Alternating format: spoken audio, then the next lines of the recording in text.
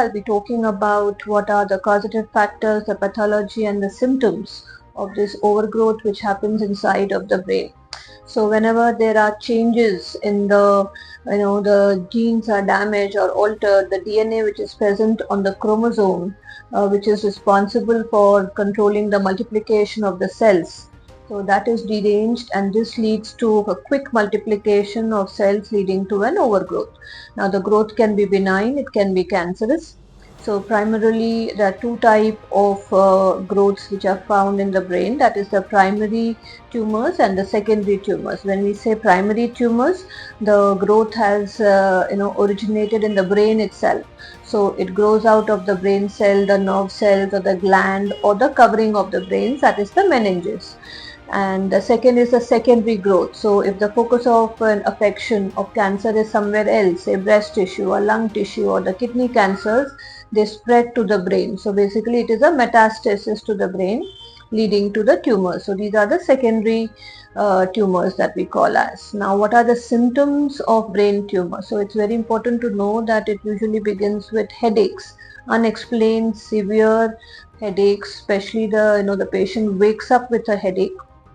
So along with vomiting, nausea because of increase in the intracranial pressure. There is vision problems, loss of vision, diplopia, dizziness, problem with the movement, coordination, balance, cognitive issues.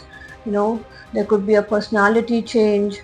They are not able to find the right word to describe their feeling, as well as there could be symptoms like stroke, because the growth, it presses upon the important areas which will be responsible for movement and speed. So there could be tingling and numbness, difficulty in walking.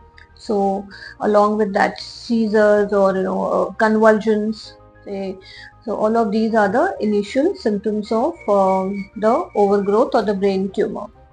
Now what are the investigations which are to be done so as to know exactly and how to diagnose the problem? So basically first of all is the proper case taking.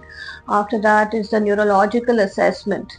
So basically regarding the special senses, the assessment regarding the hearing, the vision, the reflexes, the movement, as well as the coordination. And so this neurological assessment is very important because it helps us in the clinical evaluation.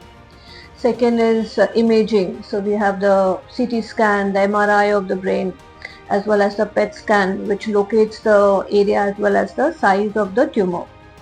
Along with that, EEG and lumbar puncture, so as to check upon the cerebrospinal fluid for the tumor markers, as well as the blood investigation for the same, that is the tumor markers.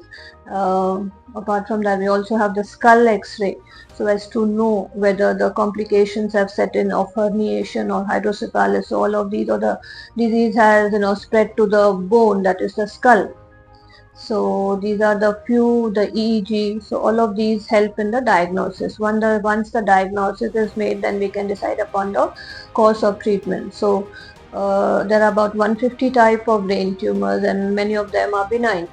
So we have the tumors which happen in the meninges, that is the very common ones, that is a meningioma of the brain. And secondly, we have the tumors of the glands that we must have heard about, the adenoma, the pituitary adenomas, which are also quite benign. The schwannomas are benign. There are few ones which are cancerous and are very aggressive, like the glioblastomas, and we need to work upon them quickly before they spread to the other parts of the brain. Brain being a very small contact structure, any growth can press upon the important parts and can give symptoms and can go, the prognosis can deteriorate. So the early diagnosis and treatment is very, very important. So if the problem is, say, benign and it's very small, so it can be worked with medication. But in case the problem is severe and it's, say, cancerous, then invasion, the surgical intervention or chemotherapy, radiation, all of these methods can be used to limit or stop the growth of the cancer. So it's very important to have an idea about what are the symptoms and how to diagnose it very quickly, and report to the doctor, as well as start the treatment very urgently as possible.